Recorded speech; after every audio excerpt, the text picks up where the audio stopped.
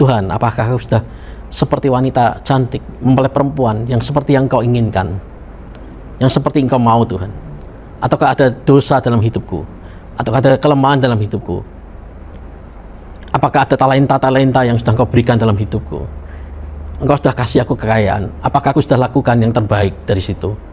Engkau sudah kasih aku kepandaian, apakah aku sudah lakukan yang terbaik dari situ? Apakah aku sudah memuliakan Engkau dengan apa yang sudah Engkau kasih dalam hidupku? Shalom, salam damai sejahtera bagi kita semuanya. Saya berdoa saat ini semua kita dalam keadaan baik-baik saja, melewati masa-masa yang tidak menentu seperti saat ini. Kita semua tetap dalam pelindungan kasih setia-Nya. Kita mau buka sama-sama dalam Amsal yang ke-11 ayat yang ke-22.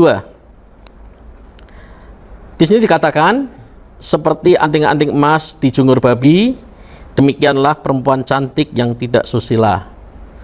Saya ulang, seperti anting-anting emas dijungur babi, demikianlah perempuan cantik yang tidak susila. Ayat ini ayat yang lucu kedengarannya, seperti anting-anting emas dijungur babi.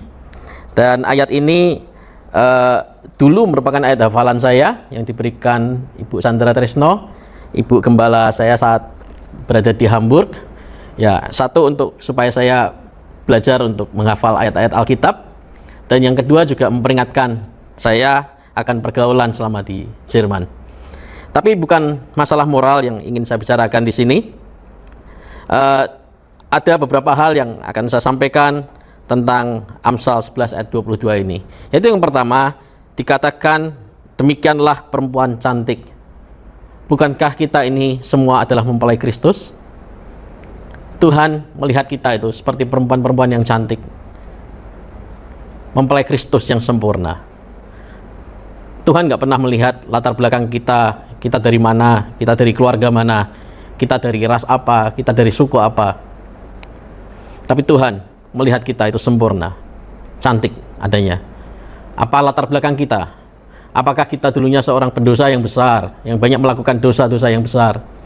Kita mungkin sudah pernah berzina, kita pernah terlibat dalam pornografi, kita terlibat dalam korupsi yang besar, kita terlibat dalam segala hal yang buruk. Tapi Tuhan memandang kita lain. Tuhan memandang kita itu sebagai perempuan-perempuan yang cantik, yang sempurna di mata Dia, yang adalah mempelai laki-laki. Mari kita pagi hari ini memandang diri kita. Tuhan, terima kasih Engkau memandang aku sebagai seorang yang sempurna di mata-Mu. Hal yang kedua yang kita mau belajar, di sini dikatakan demikianlah perempuan cantik yang tidak susila. Dalam bahasa Jerman, ayat ini dikatakan, so ist ein schönes Weib ohne Anstand. Artinya kurang lebih seperti ini, seperti seorang wanita yang cantik yang tidak sopan.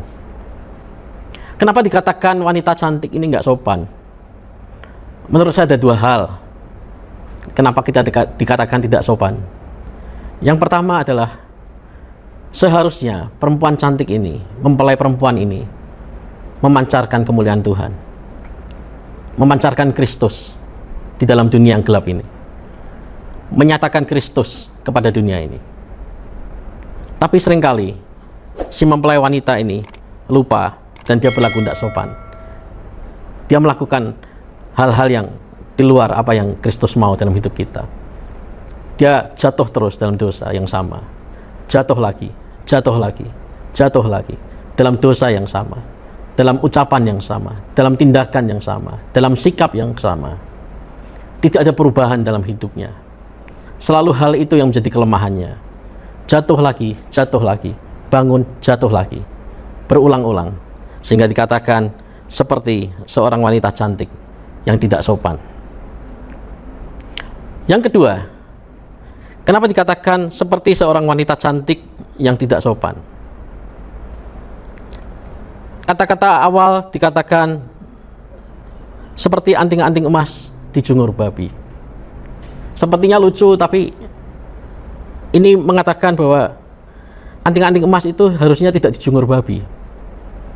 Anting-anting emas itu harusnya dipakai oleh seorang wanita sehingga dia akan kelihatan berkilau, cantik. Tapi di sini si anting-anting emas ini salah tempat. Dia berada di jungur babi. Artinya apa? Artinya sesuatu hal yang mulia, sesuatu hal yang berharga, yang Tuhan sudah kasih dalam hidup kita. Seringkali kita salah mengelolanya, kita salah dalam melakukannya, kita salah dalam kita memakainya. Tuhan sudah kasih kita berbagai hal yang mulia. Tuhan kasih kita kekayaan, Tuhan kasih kita kepandaian, Tuhan kasih kita talenta, Tuhan kasih kita potensi-potensi yang besar, yang mulia, yang emas dalam hidup kita. Tapi seringkali kita salah gunakan untuk kepentingan kita sendiri maupun untuk kepentingan yang lain yang tidak berkenan di hadapan Tuhan. Kita gunakan kekayaan kita untuk kita judi. Kita gunakan kekayaan kita untuk kita melakukan hal-hal yang tidak berkenan di hadapan Tuhan. Kita gunakan kepandaian kita untuk tipu sana tipu sini. Kita gunakan kepandaian kita untuk melakukan sesuatu yang tidak berkenan di hadapan Tuhan. Kita gunakan talenta kita untuk melakukan hal yang di luar kehendak Tuhan.